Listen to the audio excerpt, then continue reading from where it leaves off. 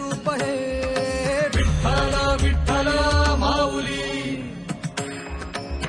ही बरेचे तिरी निज सुख हे विठ्ठल विठ्ठल माऊली युगे युगे विठेवरी शोभे कर छटावरी गरुडावरी आला माझा कानडा कलिवारी सावळा हा माझा राजा गजर झाला हरी विठ्ठल विठ्ठल जय हरी विठ्ठल जय जय विठू माऊली विठ्ठल विठ्ठल जय हरी विठ्ठल माझी विठू माऊली विठ्ठल विठ्ठल जय हरी विठ्ठल जय जय विठू माऊली विठ्ठल विठ्ठल जय हरी विठ्ठल माझी विठू माऊली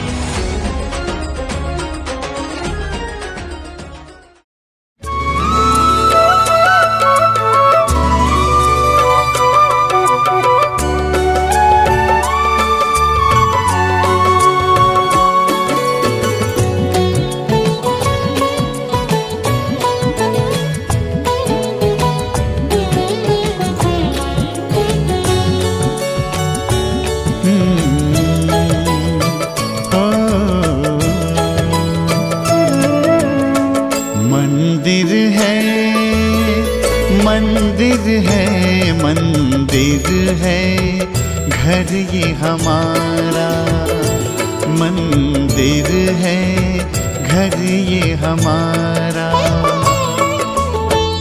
उतना ही पावन उतना ही सुंदर उतना ही पावन उतना ही सुंदर उतना ही प्यारा प्यारा मंदिर है घर ये हमारा मंदिर है घर ये हमारा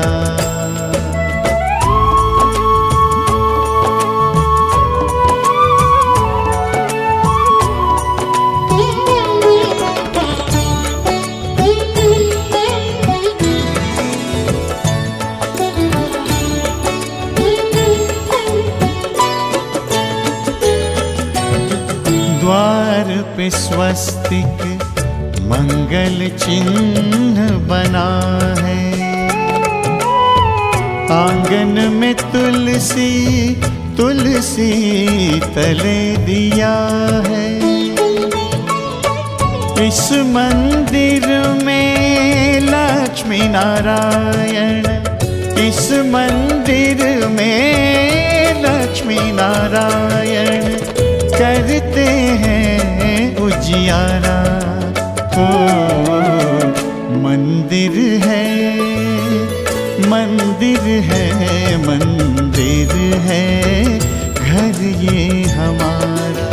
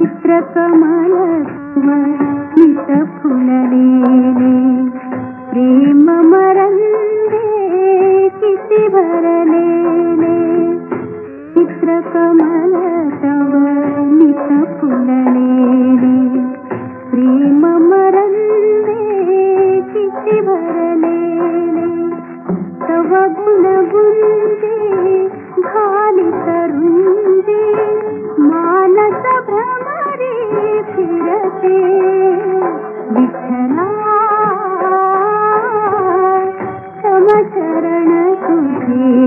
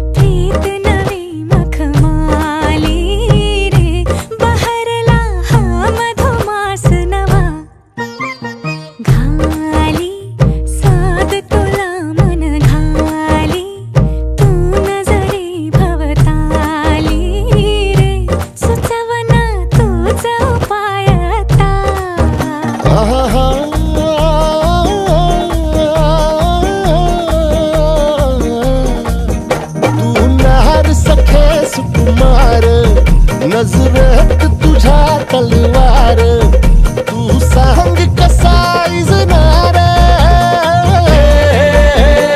जी, तू सांग कसा इजनार उरीचा धग धगता वनवा. आली उमलून माझ्या गाली, प्रीत नवी मखमाली रे, बहरला हा मधुमास नवा.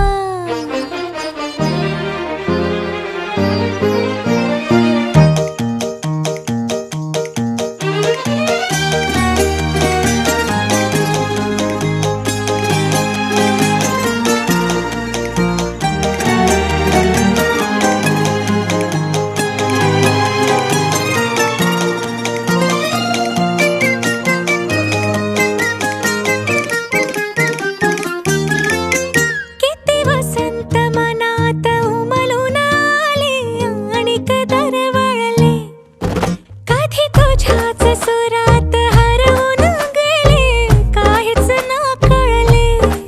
वाजती पैंजणे ही मुक्या स्पंदनी, दाटते प्रीत ह्या गुंतल्या लोचनी. ही साथ तुझ्या हृदयाची, हलकीच उडी प्रणयाची, हुरहुर मनी मिलनाची जी, हुरहुर मनी मिलनाची दे सखे कौल आता उजवा. झाली ऋण झुण ही भवताली, लाज अनावर झाली रे, सुखाला साज नवा चढला.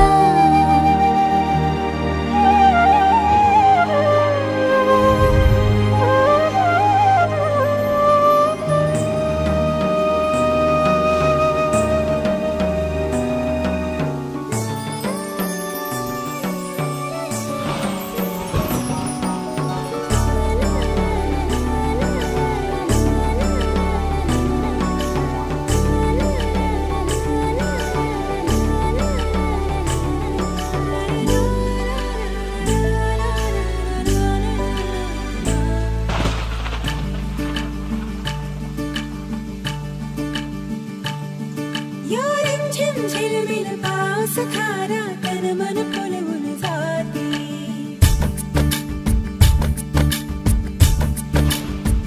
हो या रिमझिम झिलमिल पाऊस धारा, तन मन फुलवून जाती. सहवास तुझा मधुमास फुलाचा, गंध सुखाचा हाती. हा धुंदगार वारा, हा कोवळा शहारा, उजळून रंग आले स्वच्छंद प्रीतीचे. चिंब भिजलेले रूप सजलेले, परसुनी आले रंग प्रीतीचे.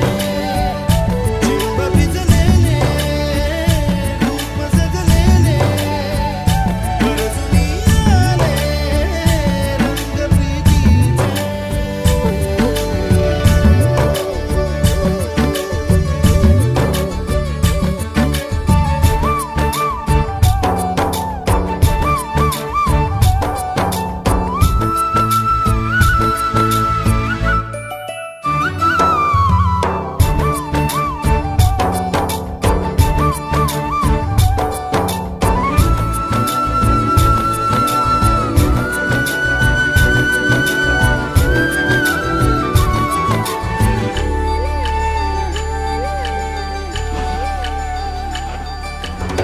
ओढ जागे राज सारे, अंतरी सुख बोले, सप्तरंगी पाखरू हे इंद्रधनु बघ आले.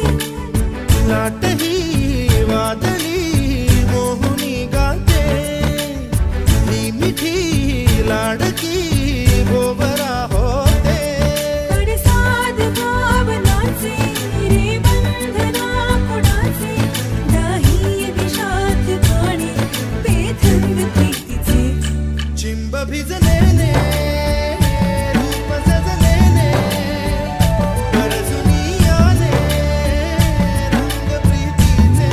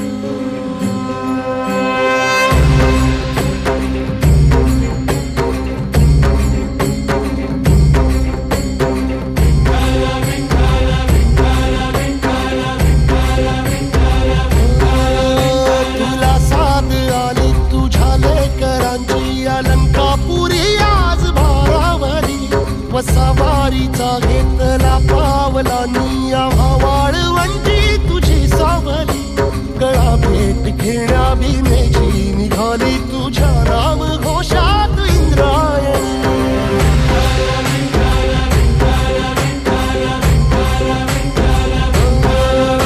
भिडे आसमंती ध्वजा वैष्णवांची उभी पंढरी आज नादावली तुझे नाव ओठी तुझे रूप ध्यानी जीवाला तुझी आस गाला गली जरी बाप साऱ्या जगाचा परी तू आमालेकरांची विठू माऊली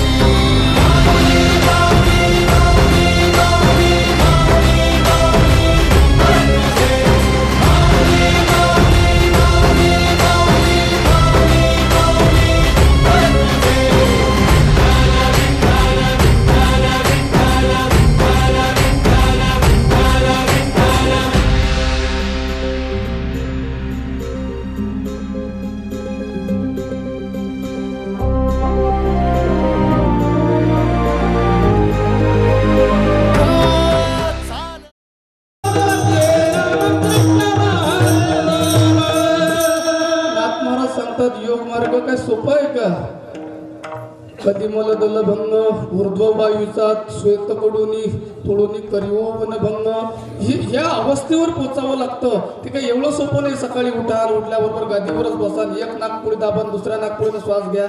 एवढं सोपं आहे की एवढा प्राणायाम सोपा आहे. एवढं त्या गादीवर बसून प्राणायाम सोपा करता येईल एवढा सोपा प्राणायाम नाही महाराज. प्राणायाम त्या योग साधनेचा जर विचार केला तर सर्वात पहिल्यांदा त्याचे सांगितले पहिल्यांदा नियम सांगितलेले आहेत. सुरुवात कुठून आहे योगाची? नियम, त्याच्यानंतर यम. ते किती 10 यम आहेत, 10 यम आहेत, 10 नियम आहेत. सर्व विचार सांगून ठेवलेला आहे. मग यम नियम झाल्यानंतर मग धारणा झाली पाहिजे. धारणा झाल्यानंतर या प्रकारे एक प्राणायाम, त्याच्यानंतर प्रत्याहार, त्यानंतर धारणा, त्यानंतर ध्यान आणि शेवटची अवस्था आहे समाधी. त्या समाधीमध्ये 2 समाधी आहेत, सविकल्प समाधी, दुसरी निर्विकल्प समाधी. 2 समाध्यांचा विचार त्या ठिकाणी केला जातो. मग त्यात योग मार्गाचा परिणाम काय? निर्विकल्प समाधीची प्राप्ती. योगाचा परिणाम काय? निर्विकल्प समाधीची प्राप्ती. कर्माचा परिणाम चित्तशुद्धी, ज्ञानाचा परिणाम स्वरूप प्राप्ती आणि त्यानंतर योग साधनेचा परिणाम आहे निर्विकल्प समाधी. या प्रकारचा परिणामाचा विचार करावा लागतो. म्हणजे 3 मार्ग महत्वाचे, भगवंताकडे जाणारे हे 3 रस्ते महत्वाचे. मग कोण्या रस्त्यानं जावं आपण ठरवा. आणि चौथा जो मार्ग आहे, चौथा मार्ग अत्यंत सोपा आहे, अत्यंत सोपा आहे.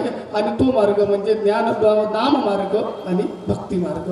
हा अत्यंत सोपा मार्ग आहे. मग कोण्या मार्गाने जावं आपल्याला ठरवायला. समजा मी मार्कंड्यात आलो आणि मला सतीश महाराजांच्या घरी जायचं आहे. सतीश म्हणजे मी अजूनपर्यंत पाहिलं आहे म्हणा, पण मी सांगतो एरवी मी अजूनपर्यंत त्यांचं घर पाहिलं नाही.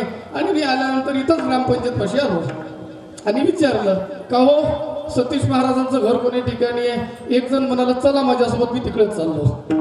दुसऱ्या रस्त्याने विचारलं का हो कुठं निघाले. नाही, यांना सतीश महाराजांच्या घरी जायचं आहे, त्याच्यामुळे मी त्यांना अरे तुम्ही कशाला, मी त्यांच्या शेजारीच राहतो. मग म्हणजे पहिल्यांदा तर तो नेऊन देणारा सापडला. दुसऱ्यांदा त्यानं म्हटलं, दुसरा सापडला तो काय म्हणते मी त्यांच्या शेजारीच राहतो. मग नेऊन देणाऱ्यापेक्षा शेजारचा बरा ना. शेजारचा परिपूर्ण ओळखते काय कुठं राहतात, काय राहतात. त्यानंतर तिसऱ्यांदा पुढे चालता तो तिसरा माणूस भेटला. त्यानं विचारलं कुठं निघाले, कोण आहेत, कुठं निघाले. सतीश महाराजांच्या घरी. अरे मी त्यांच्याच घरी चाललो. म्हणजे तिसरा माणूस त्यांच्या घरी जाणारा भेटला आणि चौथा माणूस भेटला. चौथा माणूस म्हणाला मी त्यांच्याच घरातला. मग कोणापेक्षा कोण बरं आहे? पहिल्यांदा रस्त्यानं जाणारा, दुसऱ्यांदा त्यांच्या शेजारचा, त्याच्यानंतर त्यांच्या घरी जाणारा आणि चौथा त्यांच्याच घरातला. कोणासोबत जाऊ? तुम्ही सांगा आता कोणासोबत गेलं पाहिजे? त्यांच्या घरात असणार म्हणजे सोपं कोण जाईल? त्यांच्या घरात असणारा सोपा जाईल. तर तसा देवाच्या घरातला देवापर्यंत अत्यंत सुलभतेनं पोहोचून देणारा मार्ग जर कोणता असेल तो नाम मार्ग आहे महाराज. त्या नाम मार्गाने भगवंताकडे लगेच जाता येतो. कर्म मार्गाने तेवढ्या लवकर जाऊ शकत नाही, ज्ञान मार्गाने तेवढ्या लवकर जाऊ शकत नाही, त्यानंतर योग मार्गाने तेवढ्या लवकर जाऊ शकत नाही जेवढ्या लवकर नाम मार्गाने जाऊ शकतो. आणि तुकोबाराय सांगतात आम्ही जीवनामध्ये तेच साधना केली, तेच साधन निवडलं अभंगाच्या पहिल्या.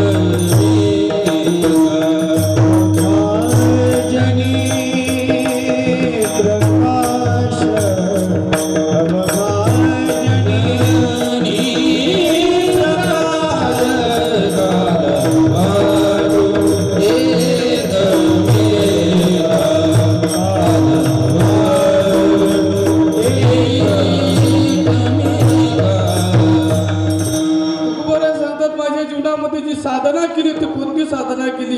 कंठामध्ये मी कृष्ण मणी धारण केलेला आहे. कंठामध्ये कृष्ण मणी धारण. मणी म्हणजे काय? मणी या शब्दाचा विचार करताना योग वैशिष्ट असं सांगते की ज्या ज्या क्षेत्रामध्ये जे जे श्रेष्ठ असते त्याला मणी म्हणतात. आणि मणी म्हणजेच रत्न. ज्या ज्या मार्गामध्ये ज्या ज्या जे काही टप्पे आहेत त्या टप्प्यांमध्ये जो कोणी श्रेष्ठ आहे त्यामध्ये जो श्रेष्ठ आहे त्या क्षेत्रामध्ये जो श्रेष्ठ असेल त्याला मणी म्हणतात. जसं मृदंगाच्या क्षेत्रामध्ये जर या हनुमान महाराजासारखं कोणी श्रेष्ठ असलं तर त्याला त्या आजोबानं दुसऱ्या आजोबाला वाकोल्या दाखवल्या लोक काय म्हणते सटकला. मग त्याला कोणी चांगलं म्हणणार नाही. आणि जो करत असेल तर मग म्हणतील लेकरू आहे वयाच्या प्रबोधे ज्याला कोडलंच नाही समान होतो देवी बालकाचे त्याला बालक म्हणा. म्हणून तू वाकुल्या दाखवू शकत नाही. बरं मग वाकुल्या कोण? दोन लेकरं वाकुल्या दाखवू शकतात. लहान लहान लहान लहान जे लेकरं आहेत ते लेकरं वाकुल्या दाखवू शकतात. आणि दुसरा अजून कोण वाकुल्या दाखवू शकते? लहान माणूस मोठ्या माणसाला वाकुल्या दाखवू शकते. किंवा मोठा माणूस जो आहे तो मोठा माणूस लहानाला सुद्धा वाकुल्या दाखवू शकते. पण या ठिकाणी मोठेच कोण आहेत? ब्रह्मादिक मोठे आहेत. ब्रह्मादिक मोठे. त्या ब्रह्मादिकाला सुद्धा आम्ही लहान असूनही आम्हाला वाकवल्या दाखवण्याचं सामर्थ्य प्राप्त झालं. त्याचं कारण कंठीधरीला कृष्णमणी. त्याचं कारणच एक आहे की आमचं एवढं सामर्थ्य आमच्या ठिकाणी झालं की बस आम्ही या संपूर्ण जगामध्ये कितीही मोठा असो परमेष्ठी पदा तुच्छ मानती सर्वदा. आम्ही त्या पदात काही आमच्याकडे त्याची किंमत नाही. अरे आम्ही ज्या अर्थी त्यांना वाकुल्या दाखवतो. वाकुल्या दाखवणं काय चांगलं असतं काय कोणाला? आणि कोणाला जर वाकुल्या दाखवल्या तर त्याला तरी बरं वाटते काय? एखाद्या आबाला मी वाकुल्या दाखवल्या असं काहीतरी म्हटलं बरं वाटेल का? त्याला कमी आपली इज्जत कमी झाल्यासारखी वाटते ना. तसं ब्रह्मदेवाची इज्जतच आमच्या ठिकाणी काही नाही आहे. आम्ही त्यांना वाकवल्या दाखवण्याचं सामर्थ्य आमच्या ठिकाणी आलेलं आहे. आणि याचं एकच कारण ते म्हणजे कंठीधरीला कृष्णमणी. आणि एवढा परिणाम झाल्यानंतरही आम्ही या संपूर्ण जगामध्ये आमच्यासारखे वीर कोणीच नाही. आणि नुसतं वीरच नाही आम्ही तर गाढे वीर आम्ही या जगामध्ये प्राप्त झालो. अभंगाच्या तुकामाने भूमंडळी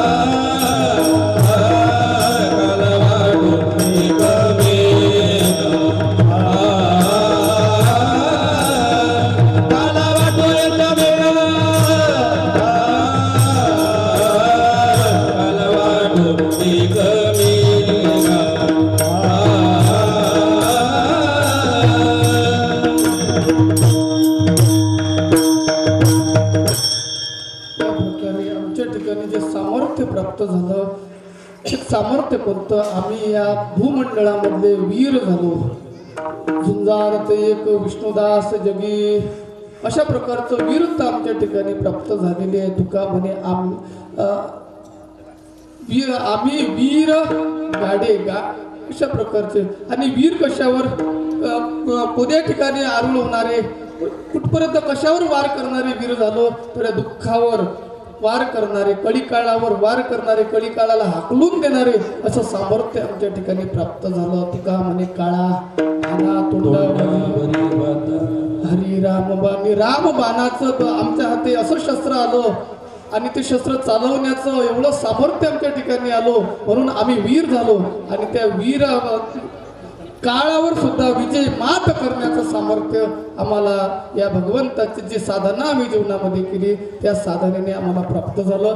ती साधना म्हणजे कंठी धरिला कृष्णमणी. अशा प्रकारे धावता, अत्यंत धावता असा अर्थ पाहण्याचा प्रयत्न केला. तो असाच आहे असं माझं म्हणायचं नाही. सद्गुरु जोग महाराजांनी ज्या पद्धतीने सांगण्यात कृपा केलेली आहे आणि त्या कृपेच्या माध्यमातून मी तुमच्या समोर सांगण्याचा केवळ एक प्रयत्न केलेला आहे. थोडक्यामध्ये भगवंताचं चरित्र पाहायचं आहे आणि सेवा आठवायची आहे. तत्पूर्वी संप्रदायाच्या नियमानुसार भजन करूया.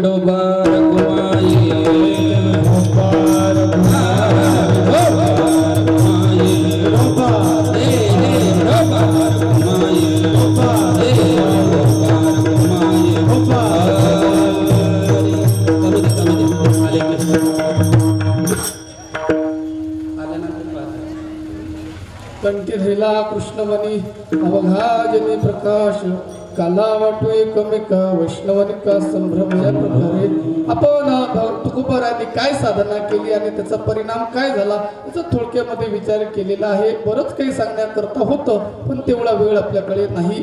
अपुऱ्या वेळामुळे समय जाना बोलते नाना बोलते ते, त्याच्यामुळे समय जाना, समय वेळेला फार किंमत आहे, वेळ अमूल्य आहे.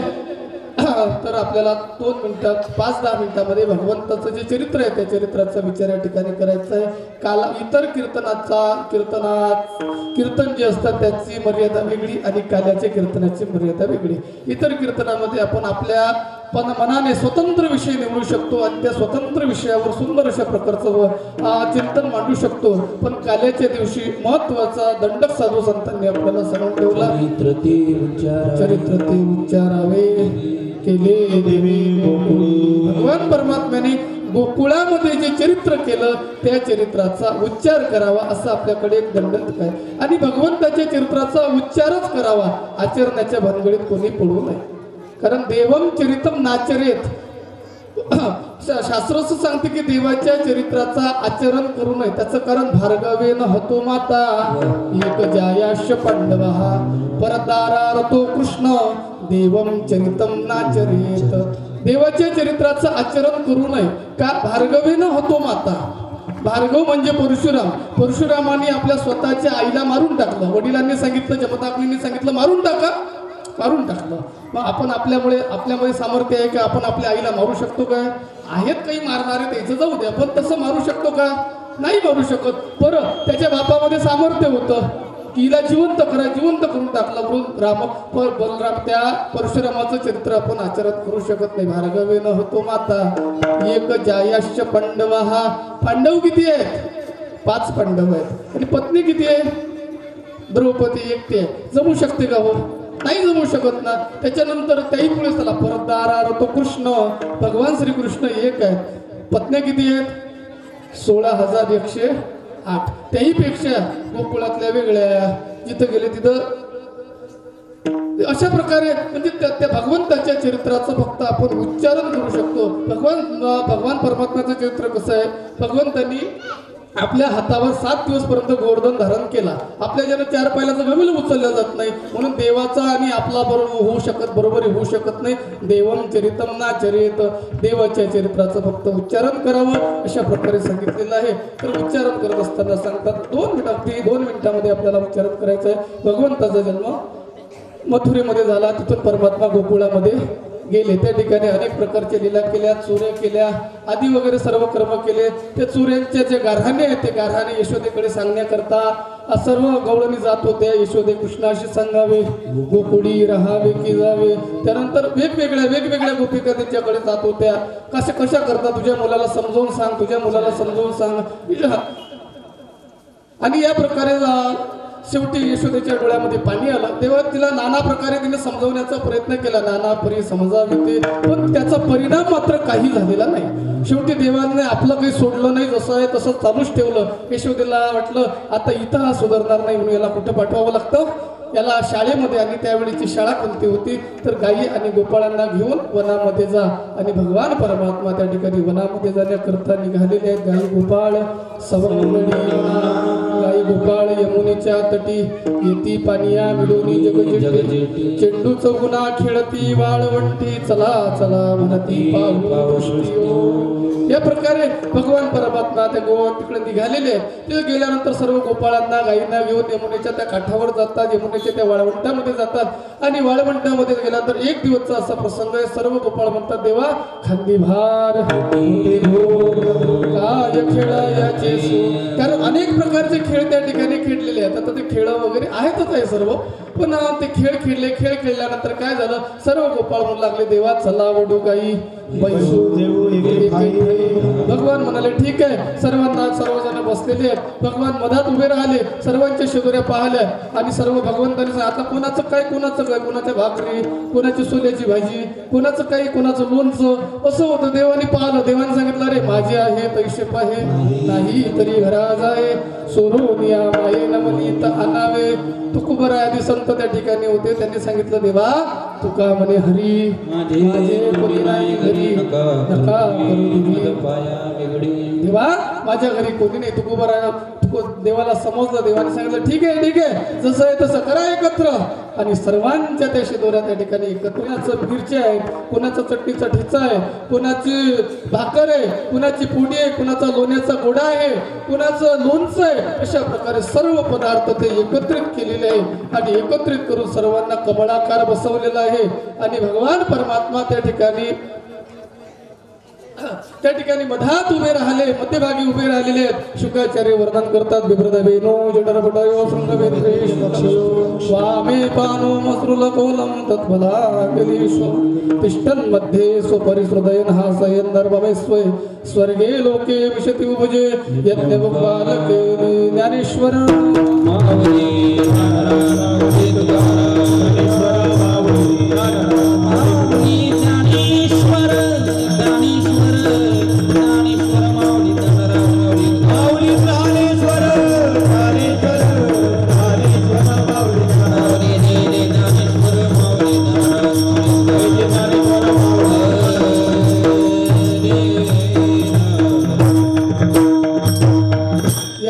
भगवान परमात्मा त्या ठिकाणी उभे राहून तो प्रसाद आपल्या हातामध्ये घेतला. मिरची लिंबू वगैरे हातामध्ये घेतलं. आणि तो घेतलेला प्रसाद काय करत होते, एकमेका देवमुखी सुखे घालून अशा प्रकारचा तो काला वैकुंठामध्ये सुद्धा दुर्लभ असलेला काला भगवान परमात्माने त्या गोपाळांना प्राप्त करून दिला. तुका म्हणे काला वैकुंठी दुर्लभ विशेष लाभ संत संगी.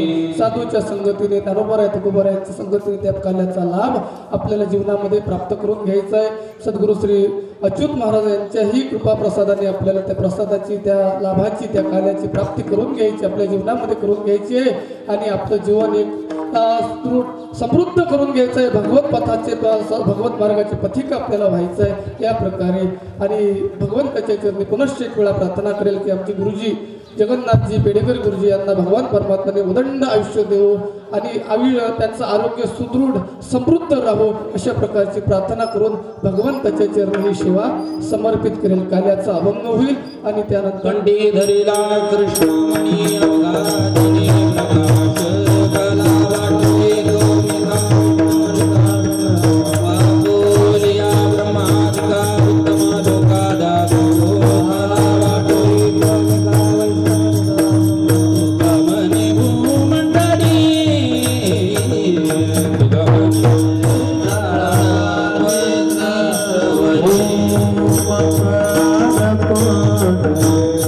गणपती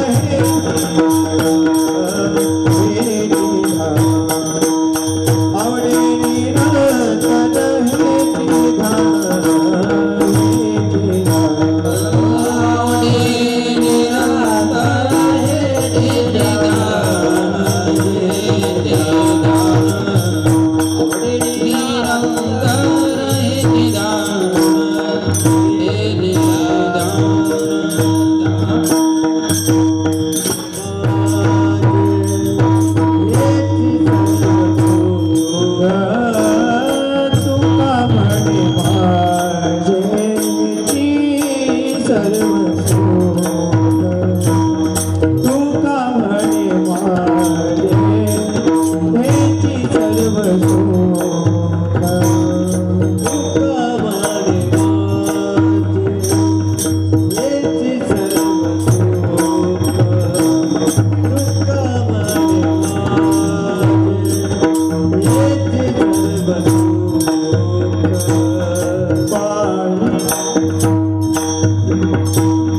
पाहिन श्री तुका म्हणे माझे तुका म्हणे माझे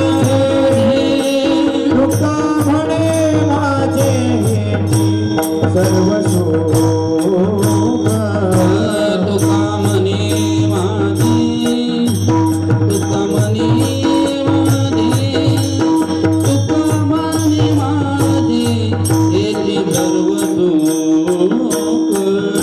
तुका म्हणे माझे तुका म्हणे माझे तुका म्हणे माझे तुका म्हणे माझे ते सर्व सुख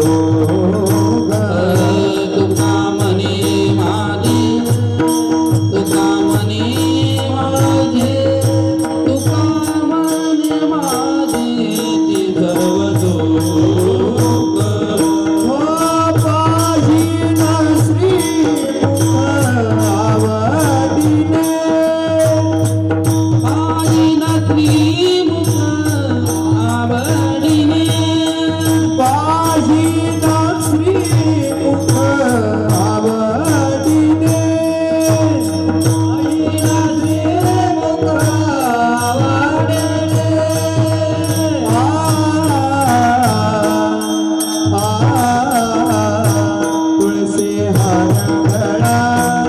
सुख तुळसी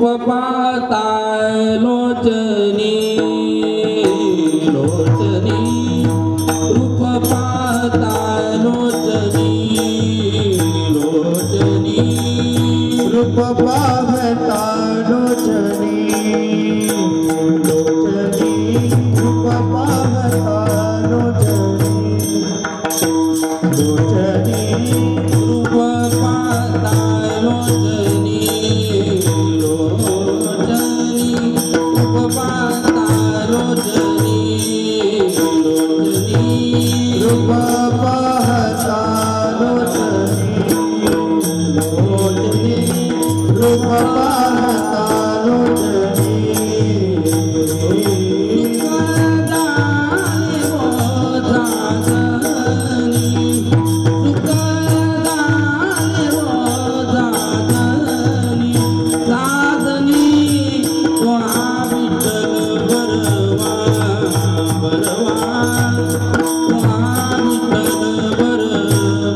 सुख जाले मोरा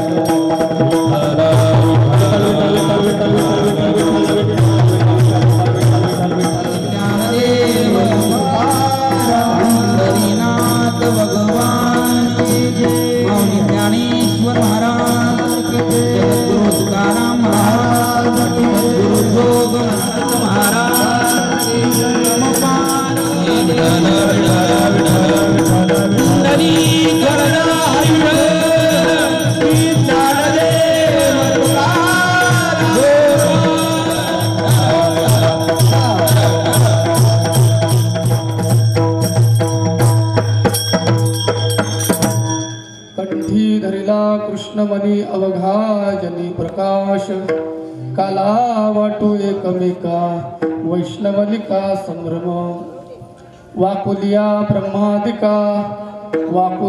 ब्रह्मादिका उत्तम लोका दाखवू काला वाटो एकमेका वैष्णवलिका संभ्रम तुका म्हणे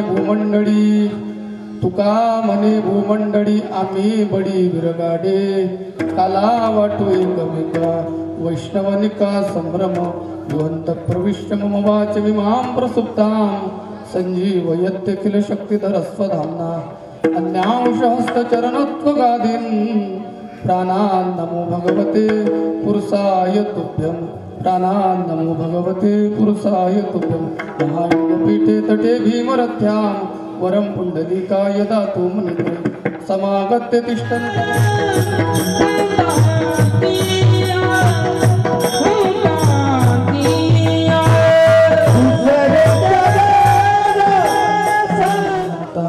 तुझा आलो रामदूता काय भक्तीच्या त्या वाटा मजदावा व्यासपीठा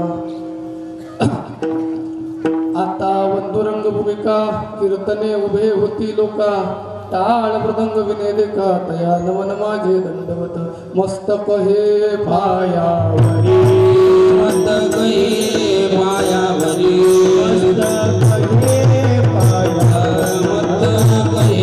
पायावरी यावर करी समता यावर करी समता यावर करी समता यावर करी समता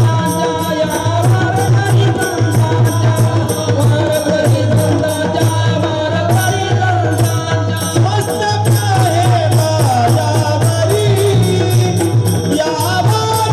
करी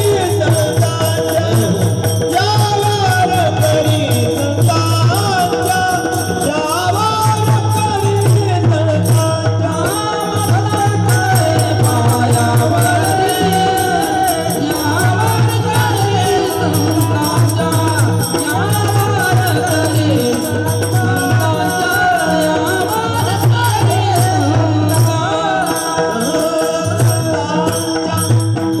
मस्तक हे पायावरी वार करे संतांच्या कंठी धरिला कृष्णमणी अवघायनी प्रकाश काला वाटो एकमेका वैष्णवनिका संभ्रम प्रस्तुत प्राप्त प्रसंगी शिवीकरता निवडलेला जो अभंग आहे तो जगद्गुरु तुकोबारायांच्या गाथेमध्ये जे काही प्रकरणं आली त्यामध्ये काला नावाच्या प्रकरणातील सर्वांच्या माहितीचा सर्वांच्या पाठातला असा अभंग आहे किंबहुना जो अभंग म्हटल्याशिवाय कालाच पूर्ण होत नाही अशा प्रकारचा सर्वांच्या पाठातला अभंग विठ्ठल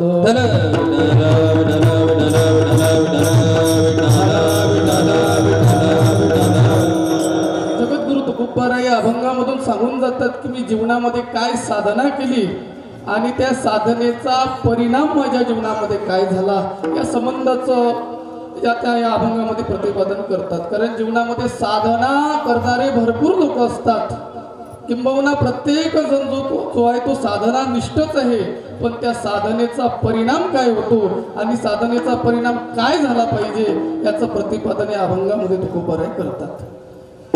कीर्तन सेवा निमित्ताने सर्वांना माहीतच आहे कर्मयोगी श्री गाडगे महाराजांचा पुण्यतिथी उत्सव तथा श्री संत अच्युत महाराजांच्या जन्मशताब्दीच्या उत्सवानिमित्तानं त्यामध्ये सुवर्णयोग म्हणजे श्री जगन्नाथजी पेडेकर गुरुजी यांचा अमृत महोत्सव आणि त्या अमृत महोत्सवानिमित्तानं 7 दिवसपर्यंत या ठिकाणी भगवान शंकरांच्या कथेचं म्हणजेच शिवमहापुराणांचं चिंतन आपण या ठिकाणी केलेलं आहे.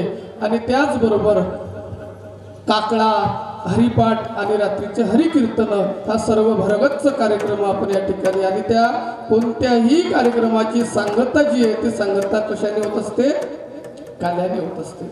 वारकरी संप्रदायाचा नियम आहे. वारकरी संप्रदायामध्ये कोणताही उत्सव असो त्याची जी सांगता आहे ती सांगता काल्याने केली जाते. महाराज 1 दिवसाचा उत्सव असो 7 दिवसाचा उत्सव असो महिनाभराचा उत्सव असो वा 4 महिन्याचा उत्सव असो कितीही दिवसाचा उत्सव असला तरी त्याची सांगता जी आहे ती सांगता काल्यानेच करावी असा संप्रदायाचा दंड आहे. आणि त्या नियमाला अनुसरूनच या ठिकाणी 7 दिवसपर्यंत जे भगवंताची आपण सेवा केलेली आहे काकड्याच्या रूपाने सेवा केली असेल गजानन महाराजांच्या विजय ग्रंथाच्या पारायणाने आपण सेवा केली असेल तेहीपेक्षा शिवमहापुराणाच्या कथा श्रवणाने आपण सेवा केली असेल हरिपाठामध्ये नाचण्याने आनंद घेतल्याने जे काही आपण सेवा केली असेल त्याच प्रकारे हरिकीर्तनामध्ये सुद्धा आपली उपस्थिती होतीच. या सर्व सेवा केल्यानंतर आपण रात्री मागणीचे अधिकारी झालो. रात्रीच्या कीर्तनामध्ये महाराजांनी आपल्याला सांगितलं की चाखरी वाचून खाणे अनुचित वेतन या न्यायाप्रमाणे आपण काल मागणी करता सुद्धा सिद्ध झालो. पण मागणी सिद्ध झाल्यानंतर आज परमात्मा आपल्याला स्वतःच्या हाताने आपल्याला देत आहे. आजचा दिवस जो आहे तो परमार्थाच्या दृष्टीने साधनेच्या दृष्टीने आणि सर्व दृष्टीने जर विचार केला तर अत्यंत महत्त्वाचा दिवस आहे. त्याचं कारण असं आज भगवान परमात्मा आपल्या स्वतःच्या हाताने प्रसाद देणार आहे. जे काही आपण 7 दिवस त्याची साधना केली, जे काही भगवंताची सेवा केली, त्या सेवेचा प्रसाद, त्या सेवेनंच भगवान परमात्मा संतुष्ट होऊन आज आपल्याला स्वतःच्या हाताने आपल्या हातावर प्रसाद टाकतो, प्रसाद देतो. अनुदास गीती गात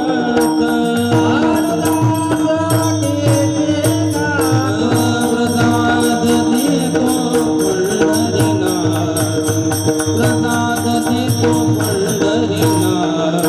प्रसाद देतो पंढरीनाथ, प्रसाद देतो पंढरीनाथ, अनुदास गीती गात अनुदास गीती गात प्रसाद देतो पंढरीनाथ, प्रसाद देतो पंढरीनाथ, प्रसाद देतो पंढरीनाथ, प्रसाद देतो अनुदास गीतिगात प्रसाद देतो पंढरीनाथ. भगवान परमात्मा आपल्या स्वतःच्या हाताने प्रसाद देणार आहे आणि तो प्रसाद घेतल्यानंतर परमात्म्याच्या हातचा जो प्रसाद आहे तो आपण प्राशन केल्यानंतर त्याचा परिणाम काय होईल भगवद्गीता सांगते. प्रसादे सर्व दुःखाना हानिरशोपजायते प्रसन्न चेतसो या शूर बुद्धिर पर्यवतिष्ठते. महाराज, प्रसाद हेतू प्रसन्नता. प्रसाद तरी कशाला म्हणतात? पहिल्यांदा सर्वात महत्वाची भूमिका आहे की प्रसाद कशाला म्हणतात. कारण प्रसाद म्हणजे लाह्याचा दही लाह्याचा प्रसाद नाही, साखरेचा प्रसाद नाही, हे प्रतिकात्मक प्रसाद आहे. हे जे परमात्मा आपण जे काही करतो काल्याच्या प्रसादानिमित्त, काल्याच्या निमित्ताने त्या ठिकाणी दही ठेवतो, लाह्या ठेवतो, पोहे ठेवतो, हे सर्व काही हे सर्व प्रतिकात्मक प्रसाद आहे, प्रतिकात्मक आहे. पण खरा प्रसाद जर कोणता असेल तर प्रसाद या शब्दाची व्याख्या जगद्गुरु शंकराचार्यांनी त्यांच्या गीता भाष्यामध्ये केली आहे. प्रसादे तो प्रसन्नता. प्रसाद कशाला म्हणतात? जे चित्ताला प्रसन्नता देणारी जी गोष्ट आहे त्याला प्रसाद म्हणतात. जे सेवन केल्यानंतर जीवनामध्ये प्रसन्नता प्राप्त होते. प्रसन्नता म्हणजे आनंद प्राप्त होते. आनंद म्हणजे सुख प्राप्त होते. तो सुख प्रदान करणारा प्रसाद आहे विठ्ठल.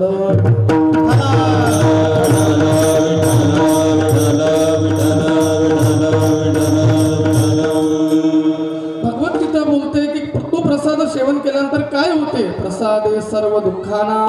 प्रसाद सेवन केल्यानंतर, प्रसाद खाल्ल्यानंतर काय सर्व दुःखांचा नाश होते. सर्व दुःखांचा म्हणजे या ठिकाणी संसारामध्ये सुख नावाची वस्तूच आपल्या दृष्टीस पडत नाही. महत्वाची गोष्ट, कारण संसाराचा स्वभाव जो आहे, संसाराचं वर्णन जे आहे ते साधू संतांनी दुःखमूळ अशाच प्रकारचं दुःख बांधवानी आहे हा संसार, दुःखाही मोठे दुःखाचा विचार नाही कोठे, दुःखाचा विचार नाही कोठे, दुःखाचा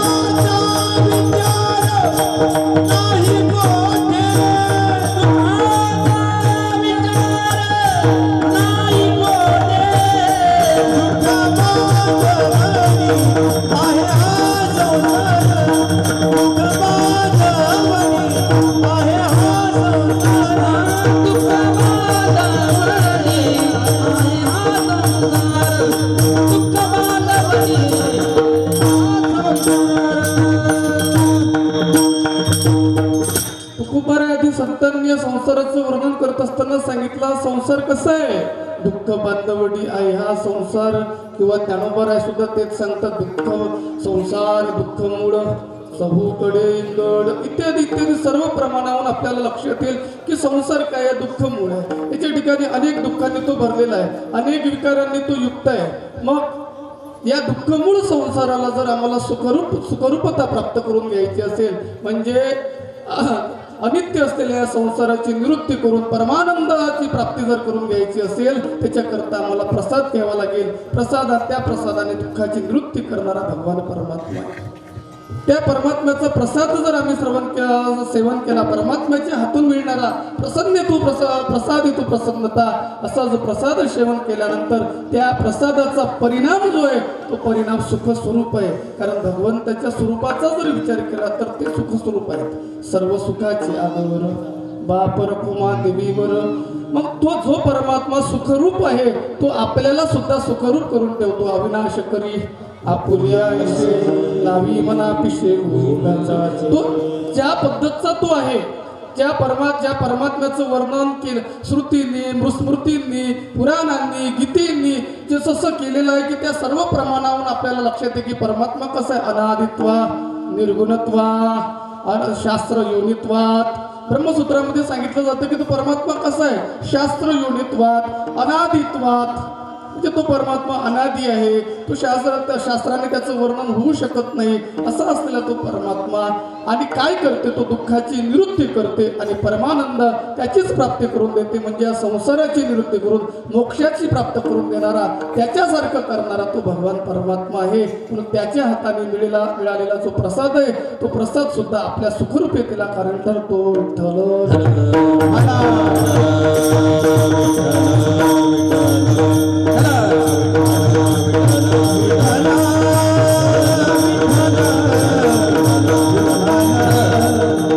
या प्रकारे भगवंताच्या प्रसादाचा महिमा आहे आणि तो प्रसाद भगवान परमात्मा आज आपल्याला या काल्याच्या निमित्तानं भगवान परमात्मा देत आहेत. त्या निमित्तानं हे जोडलेली सर्व मंडळी महाराज एकावनी बळी अशा प्रकारची असलेली आज तीनही पत्रिकेमध्ये जे 3 आयोजक आहेत ती 3ही आयोजक आज खऱ्या अर्थानं उपस्थित आहेत. कारण एवढ्या दिवस काही त्यांची उपस्थिती लाभू शकली नाही. कोणाला कोणतं काम गोपाल महाराज मात्र सातत्याने या ठिकाणी उपस्थित होतेच. 2 दिवसापासून आमचे संतोष महाराज काळे हे सुद्धा या ठिकाणी उपस्थित होते ना. आणि आज 3रे आयोजक या ठिकाणी उपस्थित आहेत आमचे हरिभक्त परायण परमस्नेही सतीश महाराज पवार.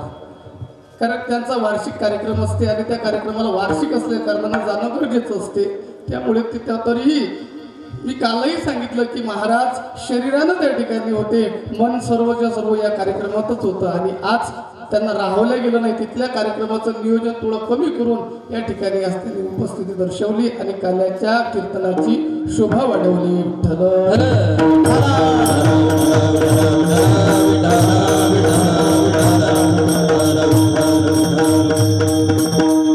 पत्रिकेप्रमाणे 3ही आयोजक आजच्या दिवशी उपस्थित आहेत. त्यानंतर आमचे प्रधानाचार्य श्री हनुमान महाराज, नावच हनुमान आहे पण शरीर मात्र हनुमानासारखं नाही, शरीर वज्र आयुष्य. त्यानंतर आमचे विनयकरी महाराज आहेत, योगेश महाराज आहेत. त्यानंतर इतरही सर्व मंडळी आहे, हरताळाची मंडळी आहेत, आमचे धनराज महाराज आहेत, त्यानंतर रोहन महाराज आहेत, त्यानंतर भावी महाराज मंडळी सुद्धा या ठिकाणी उपस्थित आहे. संतोष महाराजांचे चिरंजीव आहेत. इकडे सतीश महाराजांचे चिरंजीव कीर्तनामध्ये उभे होते गेले वाटते. हे सर्व भावी आजची महाराज आहेत आणि उद्याच्या पिढीमध्ये होणारे महाराज ते सर्व आज या कीर्तनाला उपस्थित आहे. आपल्याला अत्यंत थोड्या वेळामध्ये कीर्तनाची सेवा आठवायची. कारण पुढेही बहुत करणे आहे. पुढे बहुत म्हणजे अमृत महोत्सवाचा कार्यक्रम असल्या कारणाने सचिन देव महाराजांचं प्रवचन आशीर्वाद पर प्रवचनही होणार आहे. त्यानंतर बाकीचा कार्यक्रम आणि शेवटी महाप्रसाद सुद्धा आहे. म्हणून आपल्याला अत्यंत थोड्या वेळामध्ये सेवा आटपायची आहे, भगवंताच्या चरणी समर्पित करायची आहे. तर सेवेकरता घेतलेला जो अभंग आहे तो जगद्गुरु तुकोबाराय यांचा आहे. आणि तुकोबाराय या अभंगामध्ये असं सांगतात की मी जीवनामध्ये साधन काय केलं आणि त्या साधनाचा परिणाम जीवनामध्ये काय झाला.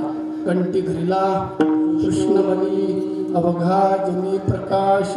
मी माझ्या जीवनामध्ये जी साधना केली त्या साधनेचा जे साधन निवडलं. कारण मी याच्या आधी सुद्धा सांगून गेलो, रात्री महाराजांनी सुद्धा सांगितलं की साधन निवडणं गरजेचं आहे. कारण भगवंताकडे जाणारे जे रस्ते आहेत ते अनेक आहेत. एक रस्ता नाही भगवंताच्याकडे जाण्याकरता, अनेक रस्ते आहेत. त्यापैकी आपल्याला सुचलं पाहिजे, आपल्याला कळलं पाहिजे की आपण कोण्या मार्गाने जावं. कितीतरी तीर्थयात्रा त्याच्याकरता जाण्याकरता आहे. त्यानंतर योग साधना आहे, याग साधना आहे, कर्म साधना आहे, ज्ञान साधना, अनेक रस्ते भगवंताच्याकडे जाण्याचे आहे. अनेक साधनाची उपलब्धता आपल्याला दिसून येते. पण ते सर्वच साधन भगवंताकडे जरी जात असतील तरी ते साधन कठीण साधन आहेत. कर्माचा जर विचार केला तर कर्म कठीण आहे. त्याला सूक्ष्म म्हटलं जातं. कर्माला सूक्ष्म, फार सूक्ष्मता कर्मामध्ये. आपण त्याचा सुद्धा विचार एक दिवस केला होता की कर्म किती पण कर्म केल्यानंतर तुम्ही निष्काम भावनेनं कर्म करा. कर्म करत असताना कोणत्याही प्रकारची फलास्मृती ठेवू नका. फल आसक्ती ठेवू नका. वेदांत शास्त्र असं सांगते की कर्म करत असताना तुम्ही फलास्वाद न ठेवता, फलाचा आस्वाद न ठेवता, फलाची इच्छा न ठेवता फक्त कर्म करत राहा. मग त्या कर्माने तुम्ही निष्काम कर्माचरणाने काय होते, वेदांत सांगते की त्या निष्काम कर्माचरणाने हृदय शुद्धी होते, चित्तशुद्धी होते. निष्काम कर्मचरणात विचारसागराच्या पहिल्याच तरंगामध्ये त्याचं चिंतन करता येते की अनेक जन्मामध्ये एका जन्मातले कर्म नाही, अनेक जन्मापासून जे काही आपण कर्म करत आलो ते जर निष्काम भावनेनं जर केले असतील तर त्यानं चित्तशुद्धी होत असते. चित्तशुद्धी सुद्धा भगवंताच्याकडे जाण्याचा मार्ग आहे. हरिप्राप्त तुकोबार एका ठिकाणी सांगतात, भावे गावे चित्त शुद्ध करून या. चित्त म्हणजे चित्त शुद्ध केल्यानंतर सुद्धा देवाची प्राप्ती होऊ शकते. हा एक कर्म मार्ग आहे. पण तो कर्म एका जन्मातले कर्म नको. चित्तशुद्धी होण्याकरता एका जन्मातले कर्म नको, अनेक जन्मातले कर्म पाहिजेत आणि ते निष्काम भावनेनं पाहिजेत.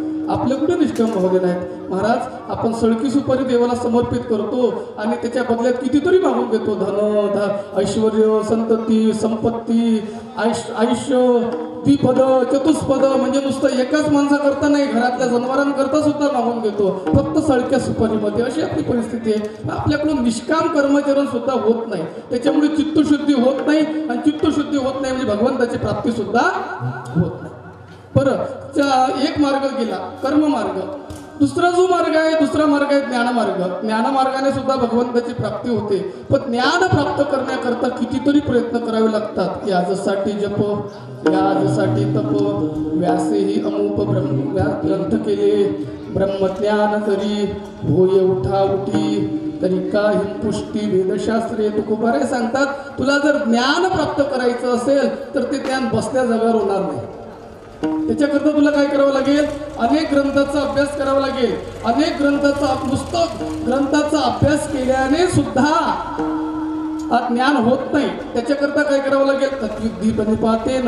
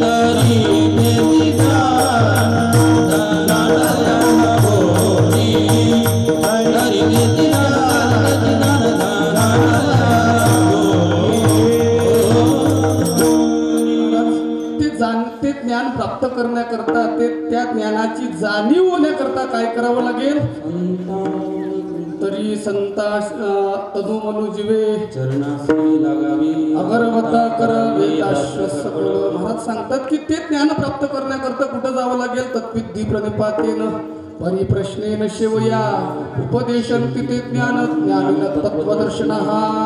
बरं, ते ज्ञान प्राप्त करण्याकरता गुरुच्या घरी जावं लागेल.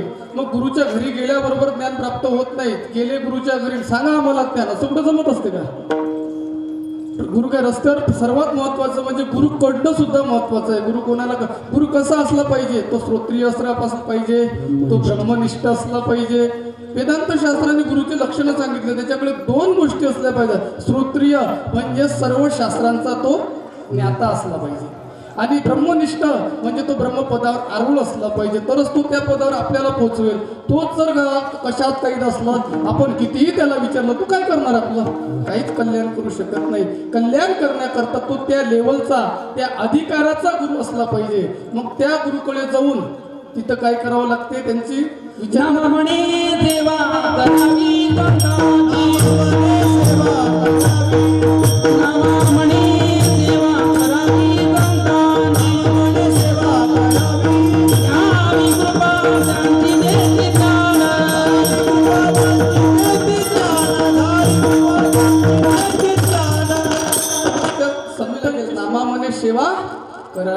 संतांची. अशा प्रकारे त्यांची सेवा. परत सेवा किती दिवस करावी लागेल? संतांची सेवा म्हणजे तरी काय? आता कोणी संत साधू म्हणत असेल माझे हातपाय दाबून दे, त्याला काही सेवा म्हणत नाही. कोणी एखादा महात्मा म्हणतही असेल की, आणि कदाचित तो जीवनात थकला असेल, शरीरानं थकला असेल, तर तीही सेवा आवश्यकच आहे. असं काही नाही, माझं त्याच्याबद्दल म्हणणं नाही. पण बहुतेक खरे जे संत आहेत ते आपल्याला अशा प्रकारची सेवा करायला लावत नाही.